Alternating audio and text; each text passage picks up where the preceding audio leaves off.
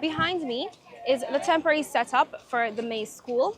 The structures being built by the school are an issue which is being addressed through the Georgetown Mayor and City Council's office.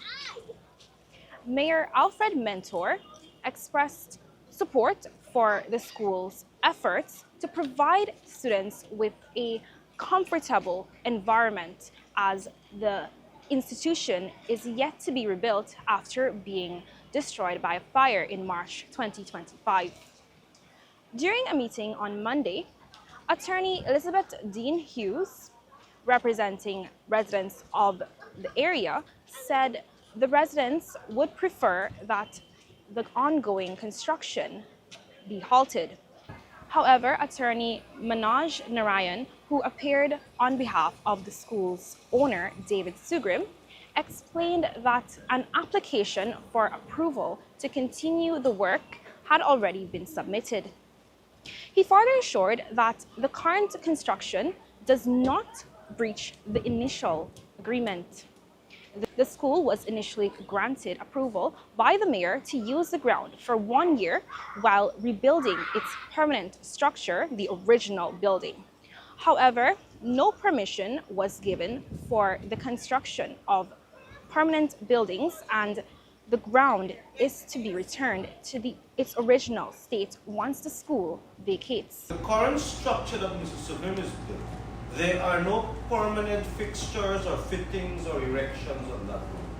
There is no piles are being driven onto the ground.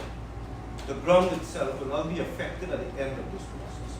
What Mr. Subryanville has done is to lay onto the ground concrete piles upon which these prefab temporary structures are currently being built. Dean Hughes has since requested to see a copy of the school's registration, documents proving ownership, and the application to erect the prefab structure.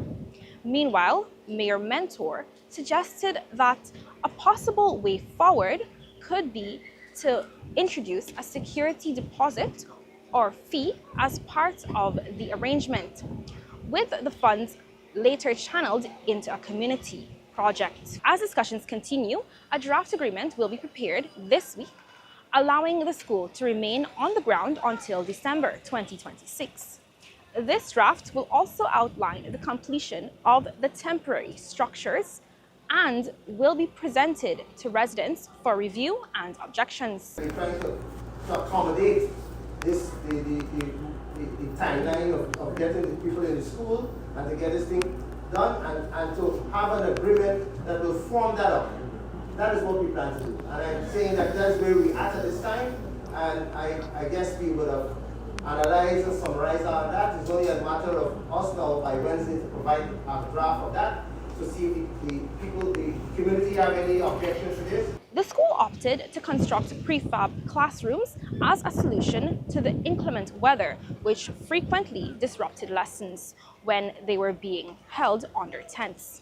For the newsroom, I am Zini Yearwood.